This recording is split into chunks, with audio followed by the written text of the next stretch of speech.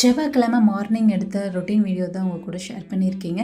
இன்றைக்கி காலையில் எழுந்திரிச்சுமே ரொம்ப ரிலாக்ஸ்டாக இருந்துச்சு. வெளியில் வந்து செடிக்கெலாம் கொஞ்சம் தண்ணி ஊற்றி விட்டுட்டு அப்புறமா வாசல் தெளித்து விட்டு தான் வீட்டுக்குள்ளே போனேன். பிரேக்ஃபாஸ்ட் என்ன பண்ணலாம் அப்படின்னு சொல்லிட்டு யோசனை பண்ணிகிட்டே வந்துட்டு டீ வைக்கலைங்க. இது வந்துட்டு வெயிட் லாஸ்க்கான ட்ரிங்க் ஒன்று தான் வந்துட்டு கலந்து வச்சுருக்கேன்.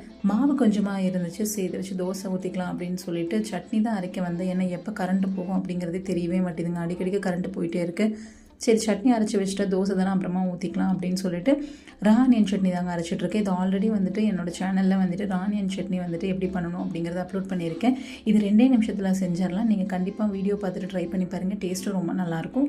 நான் யூடியூப் ஸ்டார்ட் பண்ணி இப்போ தாங்க கொஞ்ச நாள் ஆச்சு. அதனால் வந்து கண்டென்ட் எப்படி க்ரியேட் பண்ணணும் அப்படிங்கிறது எனக்கு தெரியல. இப்போ வந்து சின்ன சின்ன ஐடியாஸாக வந்துட்டு இருக்குது. அதுக்கேற்ற மாதிரி க்ரியேட் பண்ணிகிட்ருக்கேன். என்னோடய வீடியோஸில் வந்துட்டு ஏதாவது ஃபால்ட் இருந்துச்சுன்னா கண்டிப்பாக எனக்கு மெசேஜ் பண்ணுங்கள், சேஞ்ச் பண்ணிக்கிறேன். என்னோடய வீடியோ பிடிச்சிருந்துச்சு அப்படின்னா லைக் பண்ணுங்கள், ஷேர் பண்ணுங்கள், என்னை என்கரேஜ் பண்ணுங்கள். அப்போ தான் நெக்ஸ்ட் வீடியோ போடும்போது ரொம்ப சந்தோஷமாக இருக்கும். தேங்க்யூ.